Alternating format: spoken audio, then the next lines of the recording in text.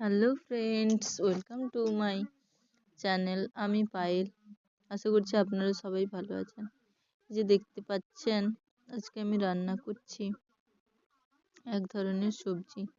তার জন্য আমি প্রথমেই সজনে খাড়াগুলোকে ভেজে নিয়েছি। তারপরে এখন ভাজছি উচ্ছেগুলোকে। উচ্ছেগুলো ভালো করে ভেজে নেওয়ার পরে আমি ভেজে নেব বড়িগুলোকে। বড়ি ভাজার ক্লিপটা আপনাদের দেখাতে পারলাম না।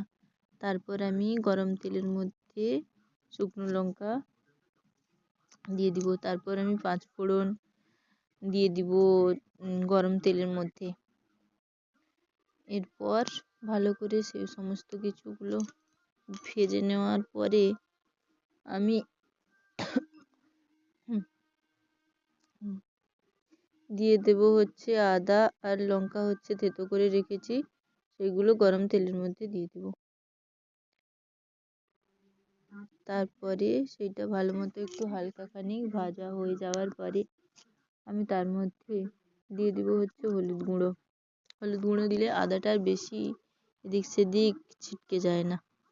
তারপর আমি একে একে কেটে রাখা আলু, বেগুন, তারপর সজনে ডাঁটা সমস্ত কিছুগুলোকে দিয়ে তার মধ্যে নুন দিয়ে পরিমাণ মতো নুন সহযোগ করে আমি ঢেকে ঢেকে সবজিগুলোকে যতক্ষণ না পর্যন্ত সেদ্ধ হচ্ছে ঢাকা লাগিয়ে সেদ্ধ করতে থাকবো।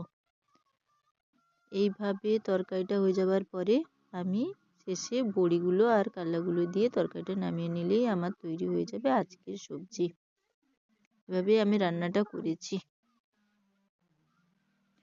আপনাদের যদি আমার রান্নাটা ভালো লেগে থাকে তাহলে অবশ্যই লাইক এবং শেয়ার করতে ভুলবেন না। ধন্যবাদ আপনাদের বহুমূল্যবান সময় আমার এই ভিডিওটি দেখার জন্য আপনারা যে দিয়েছেন।